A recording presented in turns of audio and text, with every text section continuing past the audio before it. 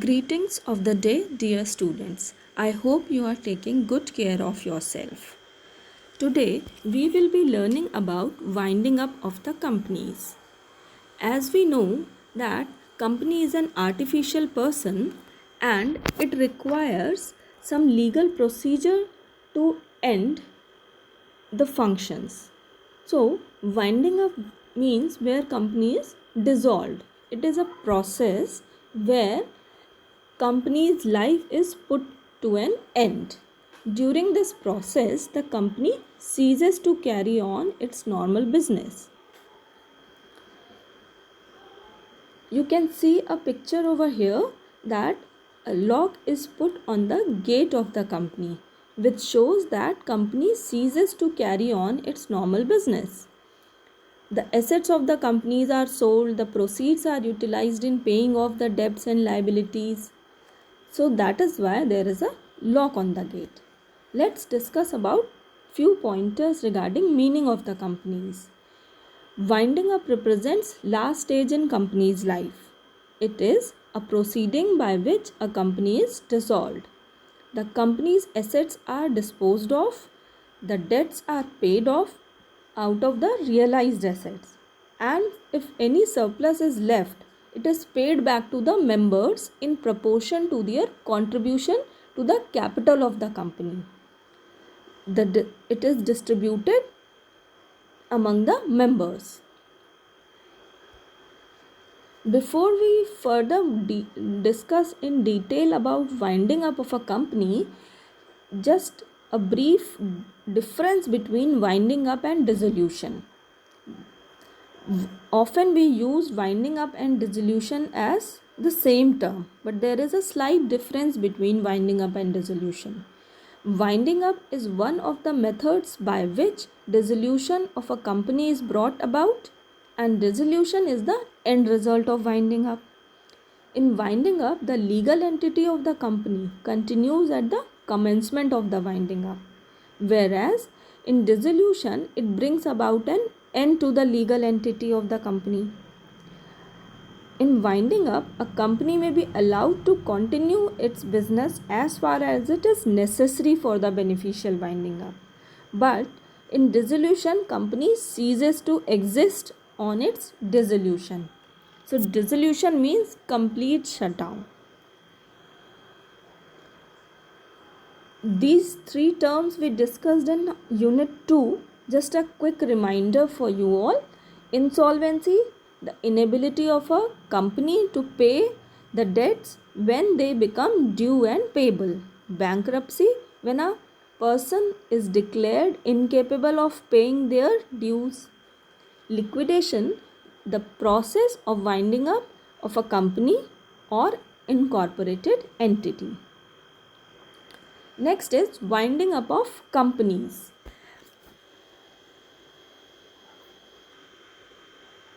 So, we learned that winding up and dissolution of the company are not the same thing. A company is not dissolved immediately on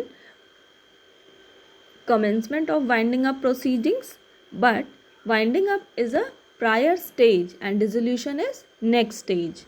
On dissolution, the name of the company is struck off by the registrar from the registrar of companies, from the register of the companies. That is, it ceases to exist. And while winding up of the companies, name is not struck off from the register. The legal entity of the company remains even after commencement of winding up, and it can be sued in the court of law. So, dissolution is the final stage of the company's winding up process.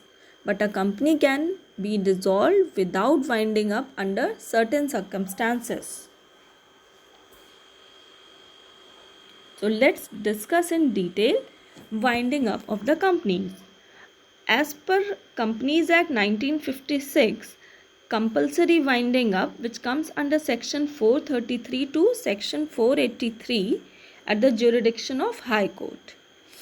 There was members voluntary winding up, which was further divided into voluntary winding up and creditors voluntary winding up. But under revision as per Companies Act 2013, compulsory winding up came under section 271 to section 303, and this was dealt by National Company Law Tribunal. So NCLT was established. And voluntary winding up comes under section 304 to 365, and there was no separate creditors and members voluntary winding up. There is only one winding up where both members and creditors consent are required. So the change is this voluntary winding up and creditors voluntary winding up have been merged into one. This is just for your information that as per Insolvency and Bankruptcy Code 2016, residuary winding up, which is under section 271 of Companies Act 2013, winding up except residuary winding ups only can be done by jurisdiction of adjudicating authority under the code. So winding up by tribunal. This is also known as compulsory winding up, and company may wound up only under the following cases. Special resolution of the company.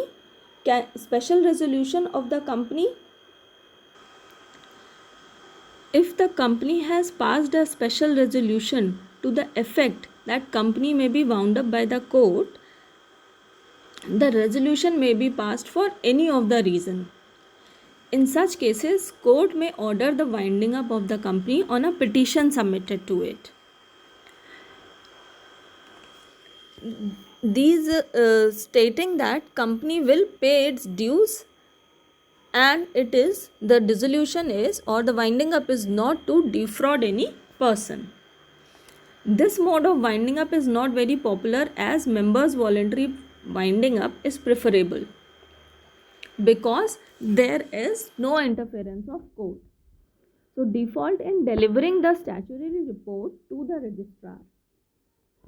There is a public company must hold a statutory meeting within 6 months of obtaining the certificate to commencement of the business, and file the statutory report with the registrar. If the company makes any default in holding this meeting or filing the report with the registrar, the court may order winding up of the company. If petition is filed by any other person, for example creditor, it must be then presented before the expiry of 14 days. However, the court is not bound to order for winding up on this ground. It may instead order the company to file the statutory report or hold the meeting. Next is failure to commence or suspension of the business. If the company fails to commence the business within 1 year of its incorporation or suspends its business for a whole year, the court may order the winding up of the companies only when it is satisfied that the company has no intention to carry on the business or company is unable to carry on the business. Any of the reason can happen.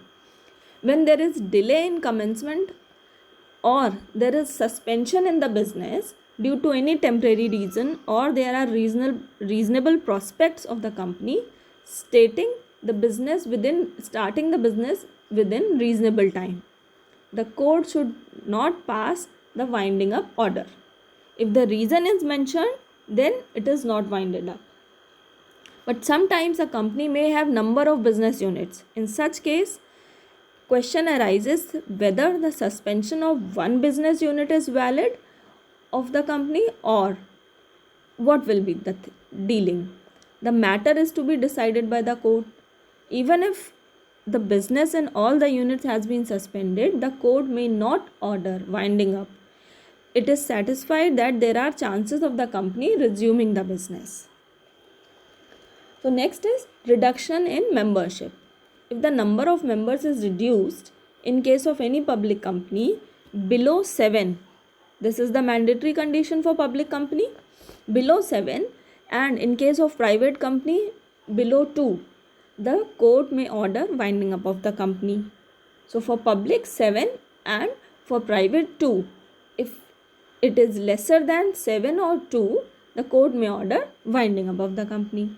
Next is inability to pay its debts. When company is not able to pay the debts or not in a position to honor its monetary commitments. That is, existing assets are not sufficient to discharge existing liabilities. In such situation, court may order winding up. And this winding up should be just and equitable.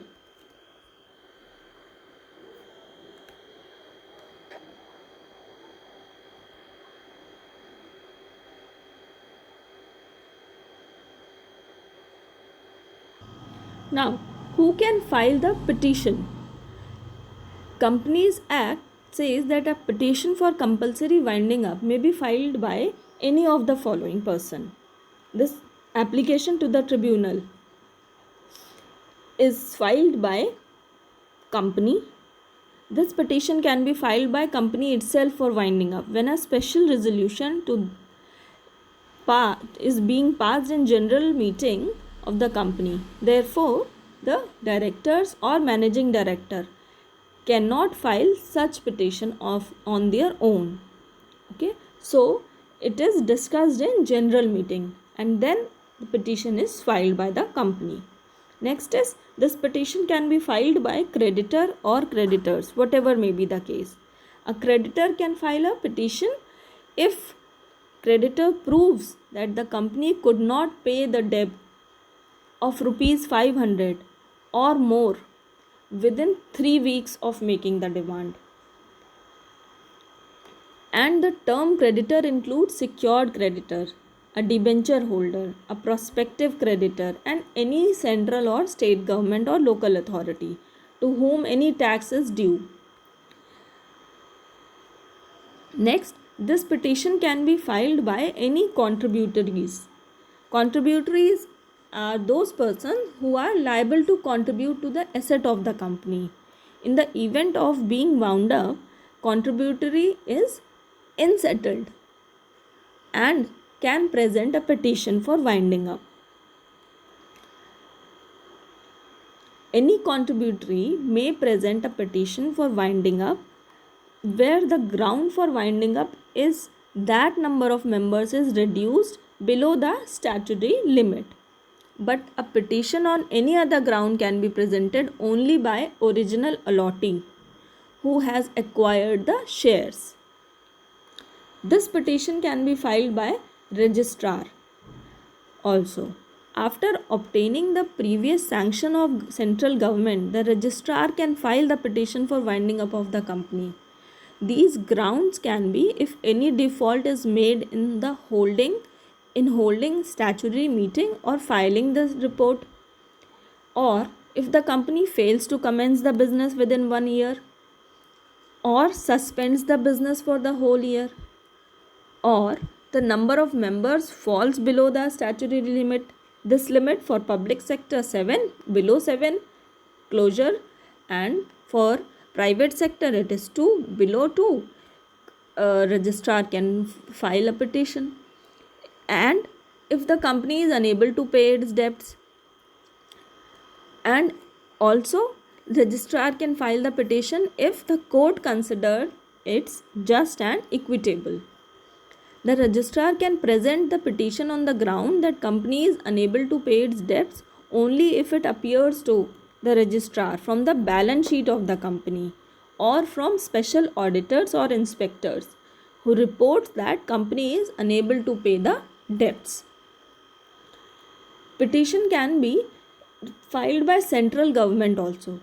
Any person authorized by the central government, if the business of the company is conducted to defraud its creditors or members or any other person disclosed by the report of the inspectors appointed to investigate the affairs of the company, the central government may authorize any person to file the petition for winding up of the company. Usually the registrar of the company is authorized to present the situation. Next we will discuss that on what grounds company may wound up by the tribunal. These we have discussed briefly. So these grounds can be if company has special resolution resolved by the company can be wound up by the tribunal, and petition can be filed by the any contributory. If company has acted against the interest of the sovereignty and integrity of India, the security of the state, friendly relations within foreign states, public order, or any decency or immorality has been done, then registrar of the company can file a petition, central government can file a petition, or state government can file a petition.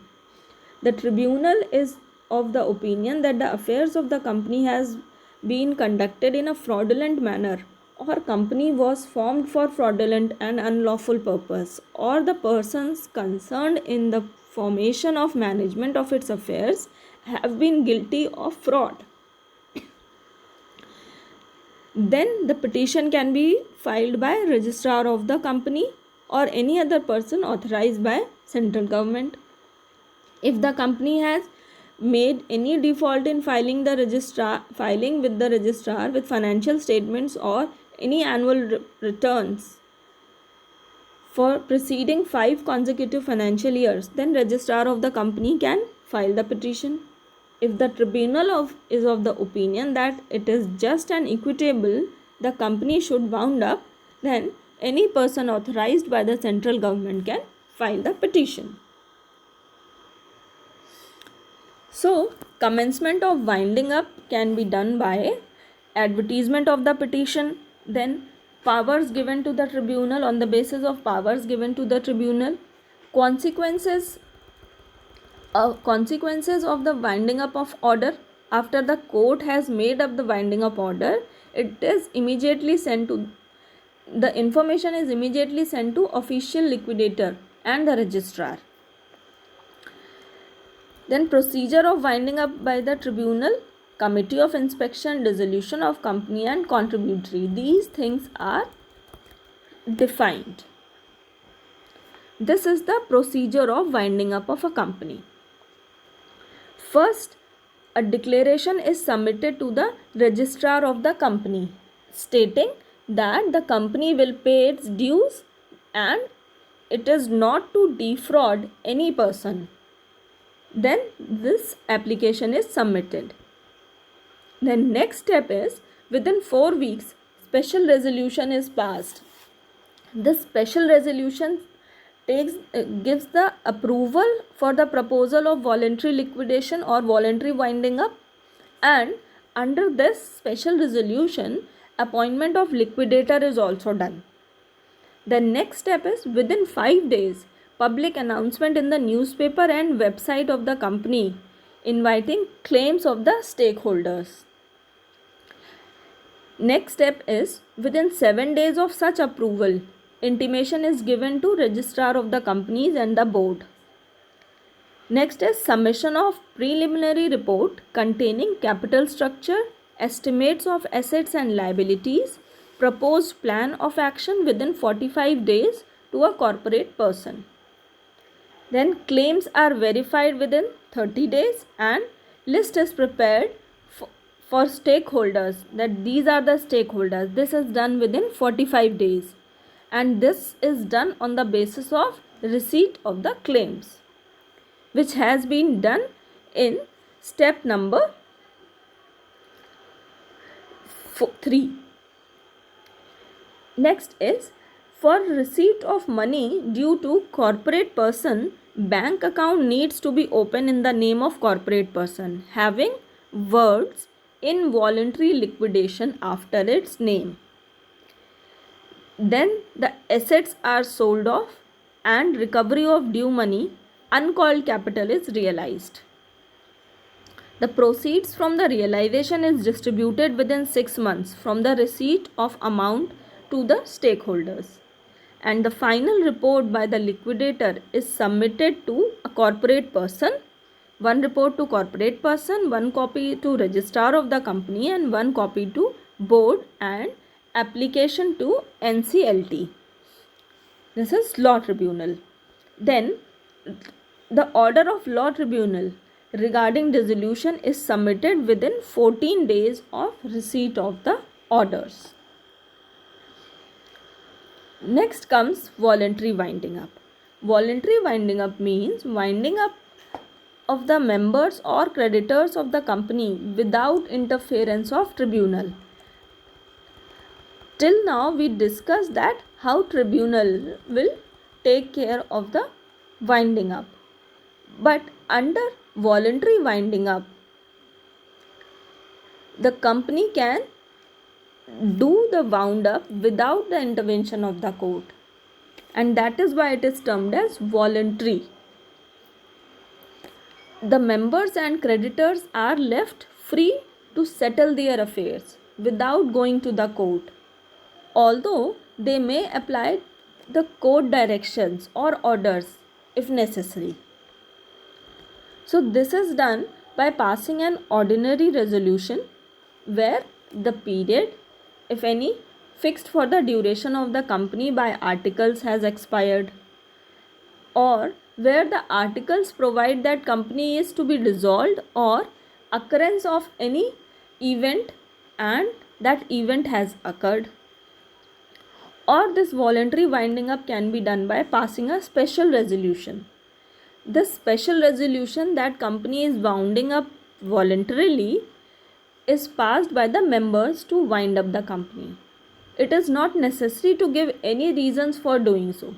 When a company passes a special resolution for voluntary winding up, it must within 14 days of passing of the resolution give a notice to the resolution by advertisement in any official gazette, and it should also be published in newspaper.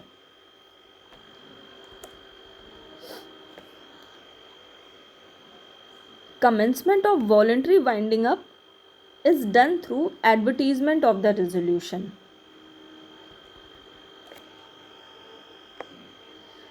These are the types of voluntary winding up. A voluntary winding up was bifurcated into members voluntary winding up and creditors voluntary winding up. Members voluntary winding up is done through declaration of solvency and provisions declaration, where it is proposed to wind up company, and the solvent and declaration of solvency is to be made by the directors. Majority of the directors declare that they must be made at the meeting of the board and must verify with an affidavit. The declaration should state that directors have made a full inquiry into the affairs of the company and they have formed the opinion that company has no debts, or it will be able to pay its debts in full within such period, not exceeding 3 years from the commencement of winding up. And declaration shall be effective only if it is made within 5 weeks immediately before the date of passing of the resolution.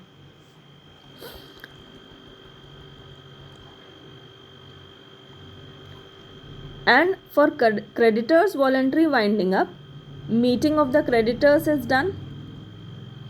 This meeting, where assets have been disposed of, realized, and all debts liabilities have been discharged and calculated. Then notice of the resolution to the registrar of the company, liquidator is appointed, and committee of inspection is also appointed. What will be the remuneration of the liquidator? It is also discussed in this meeting. Board powers to seize on appointment of liquidator, power to fill vacancy in the office of the liquidator, duty who will be empowered to fill this vacancy, then duty of liquidator to call meeting at the end of each year, final meeting, and dissolution.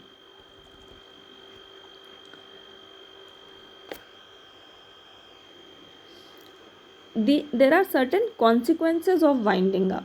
These consequences, when winding up is filed, registrar of companies inform the company board of directors and stakeholders that these are the consequences of winding up. Consequences